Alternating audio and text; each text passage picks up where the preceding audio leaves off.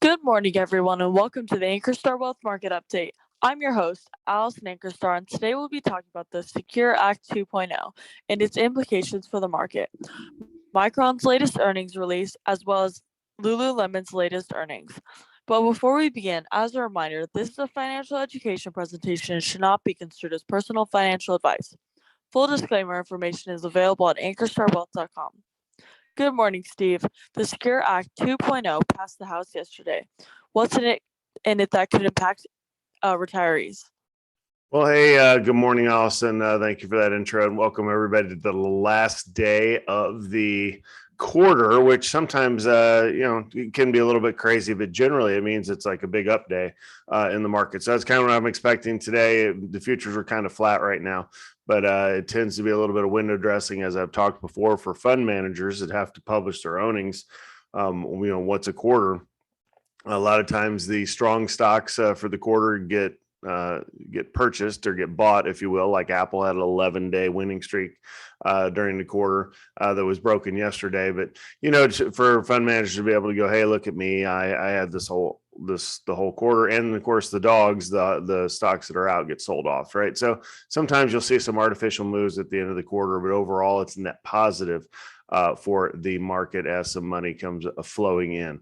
But as far as the SECURE Act 2.0, if you remember the SECURE Act 1, or the original SECURE Act, probably the biggest thing out of it is they changed the RMD portions.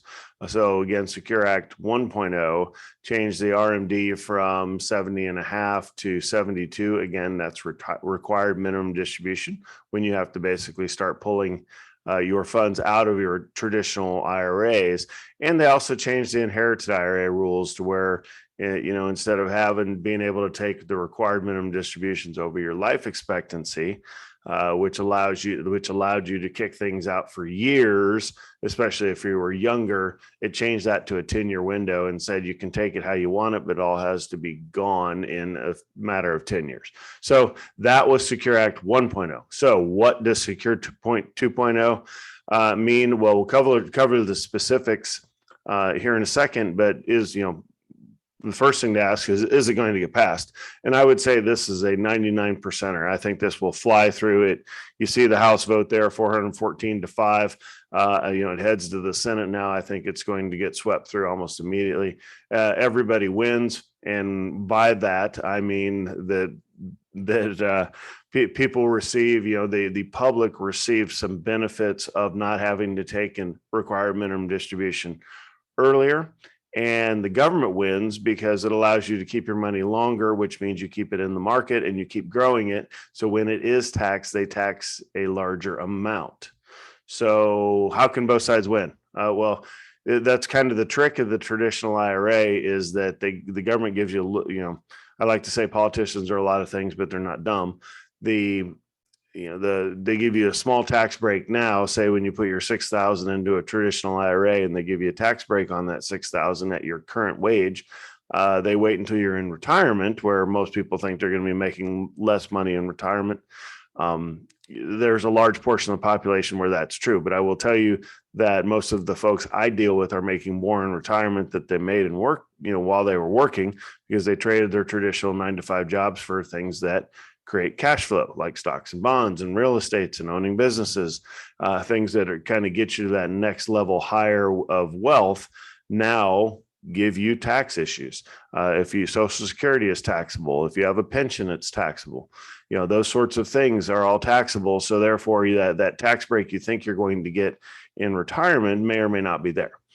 So that's one. And then secondly, is tax rates, are they going to go lower? They could, but not probable. Right? They're kind of historically low right now. So you can, get a tax break on a lower tax rate right now, and then trade it for 30 years from now when taxes are a lot higher. Again, we don't know that. There's no crystal ball, but those are the sort of things that the government's kind of kicking around, saying, well, if we let the individual grow the pie bigger before we tax it, then we get more money that way. And that's true. So just some things to consider. Have that conversation all the time with should I or shouldn't I put into a traditional? Well, you should, and to take advantage of that. But also, if you can get to a Roth or convert it to a Roth, you're far better doing that now in most cases than leaving it in a traditional. So I've transferred all mine to Roth. Paid the taxes now so it can grow tax-free for the rest of my life, and then pass it on to heirs tax-free as well. So some things to consider on how why would the government pass this so quickly? Well, the government benefits from it, and they think that they sell it as if you're going to benefit from it because it gives you more options. So let's get into the specifics. A little bit long-winded there. Will help all Americans. Yep, you got to be nervous when the government's saying help all Americans. Too many workers reach retirement age without having the savings they need. And I would say, we're in the middle of this big inflation push right now. So everything just got a lot more expensive, not just at the gas pump, but really all the way around. And we're also starting to see wage inflation. We're very blessed. We go out to eat quite a bit. And sure, restaurants are not operating at full capacity. They don't have the workers to operate at full capacity. So something has to change, right? They need to pay their workers more is, the easy answer. They may choose not to, but it's certainly if they want to get to full capacity, they're going to have to pay a higher wage to keep folks working. So, you may be on track with your assumptions, but now if inflation stays at that 5, 6, 7% for a decade, that's a game changer, right? Because now that nest egg you had put away is now no longer, good enough, or you need to get more aggressive with your investing if you're not doing that. If you have money sitting in the bank, it's going to get, inflated away like it always has. But you need to put it to work and, talk to somebody to do so. All right, let's talk about Secure Act 1.0 passed in 2019. All right, highlights of the bill. So Secure Act 2.0. The first one is required employers to automatically enroll eligible workers at a 3% rate of their salary. So that automatic enrollment means instead of them sitting, when you get hired into a job, instead of the HR person or the plan administrator sitting you down and saying, hey, we think it's a good idea if you would participate in this. Your retirement's important. You should save a little bit of the dollars you earn towards your future. All of the standard financial planning talk. Well, it's going to happen automatically at 3%. Right, that'll become the law, and and then it increases annually until you're up to 10% of your pay. Now you'll be able to opt out of it if you want, but that's going to be the automatic schedule for everybody. So when you think, okay, 10%, yeah, 10% used to be the right kind of savings rate to get you to retirement. I've always preferred 15. That's a discussion you can, for another day. But I think 10% would be the minimum that I would put away towards my future if you're still out there working. Okay, small business, 10 or fewer employees like us, don't have to do that, and new business wouldn't have to do it. So that's more of an employer thing. How does it affect you as the individual? It allows you to, right now, that you can put in $6,000 a year into your traditional or Roth, or split it if you want, but the total has to be $6,000 or less. And then once you turn 50, that goes to $7,000. Okay. And then if this would put into a higher range, making, financial planners like myself miserable everywhere. A lot of folks are in the industry are saying, ooh, SECURITIES Act 2.0, they keep changing the rules, which moves the goalposts, which means more people need advisors. So it's job security. I think it's more of just misery. I'm not worried about job security. I know I have job security. Now they make it to where we have to look up the rules every single time. And, age 62, age 63 and 64, you would have another catch up that would go to 10,000 now. So again, you have, on top of that, as far as, extra money you could put away towards the end. And probably the big one that's catching most people would increase the starting age for required minimum distributions to, again, why not just change the rule to a new date? Nope, they have to scale this in and make people miserable. In 2022, it would go immediately to 73 for current year. 7 years later, it would move by 1 to 74. And then 3 years later after that, it would go to 75. Yes, that's a horrible rule in my opinion, as far as implementation, right? You just move it to 75 and get it over with. But the good news is this is a required minimum distribution, meaning if you hit retirement again at 59 and a half is the earliest date you can bring stuff out. there's exceptions and you can make those be, that's a topic for another day. But in general, for most people, 59.5, it's like, if you want to start taking from your retirement accounts, you can, right? But you don't have to until, 72. And now it's going to eke its way up to 75. This just gives you options. When you do hit retirement, the biggest crunch, the real problem retirees have, especially if you retire early before that 59.5, is what do I do at 55 when I can't pull out of my retirement account yet, and Social Security is not going to kick in anywhere from 62 to 70, right? There's a cash flow issue in there that we help people with. But this just gives you options. A lot of people don't want to pull money out of their retirement accounts. They hold on to them as long as possible. So this will allow you to do that out to 75. So those are the major rules. There's some student loan stuff in here for employers to match the match the student loan payments as contributions to retirement.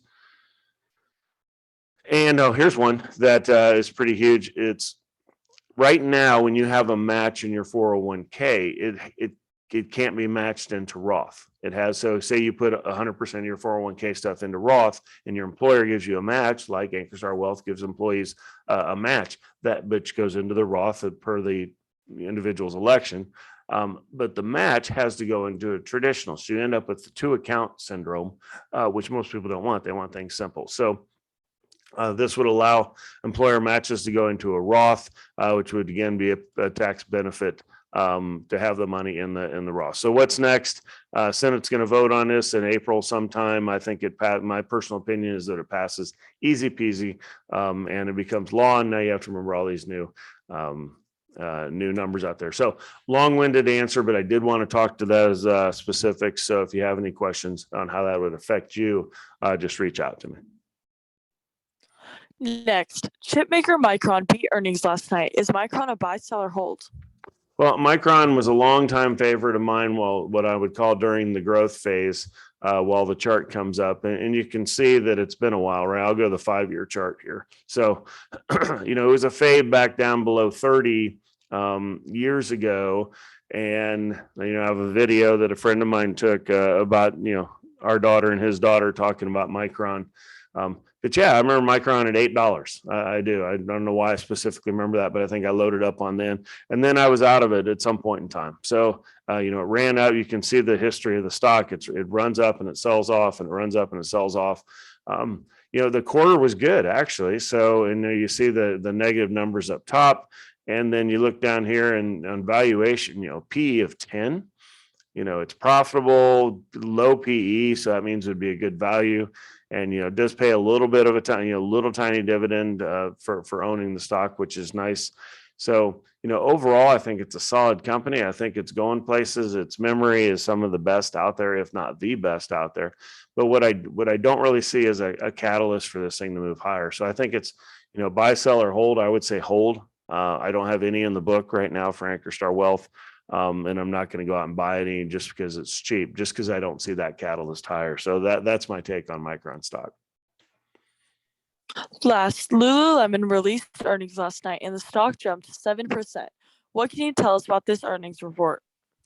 All right, Lululemon, yeah, they did release earnings, and it was actually the night before last that they released earnings. You can see their move yesterday. Their move yesterday was up 9.5%. It started at 7% and then moved up to 9.5% throughout the day. And then this, fairly muted this morning. So you can see the long-term, this is a 1-year chart. Everything else ran up into November and December. It got absolutely crushed along the way. And recently it's bounced up from below 300 to now 376. So I do like the recovery in Lululemon. I do think that it has, star brand power. People still flock to, must have Lululemon. I have some Ankerstar Wealth gear, swag that's Lululemon. So I think people are more than happy to pay up for their clothing. And I do think they keep it fresh. They keep coming out with new stuff that everybody wants. And when you're in the stores, it's a good environment, energetic workforce, at least for the few that I've been in. So yeah, it's a place where you go in and you want to spend your money. So I think they're kind of doing everything right. I do have some Lululemon in the book. It's more of a specialty retailer. case, and I'm not sure that it has a lot of hope when it's built into the valuation, if you will. When you look at the PE, you're talking a PE of 50, which again, luxury brands command a higher PE. No dividend. It's just kind of, when you look at the chart, is it going to go higher? Well, it certainly was higher not too long ago. So I would say it's a hold as well. I wouldn't necessarily go out and buy right now after this 10% move up. But certainly this was one of these, if it would go back, if it would revisit 300 or so, I think Lululemon is a good one to hold in your portfolio if you get a better entry point than here. Thank you, everyone, for your questions. Please submit your questions as a comment through social media or directly to our email at vipservices@ankerstarwealth.com. And don't forget to like and subscribe to get daily updates. That's all we have for today's show. I'm Allison Ankerstar, and we'll see you back here tomorrow.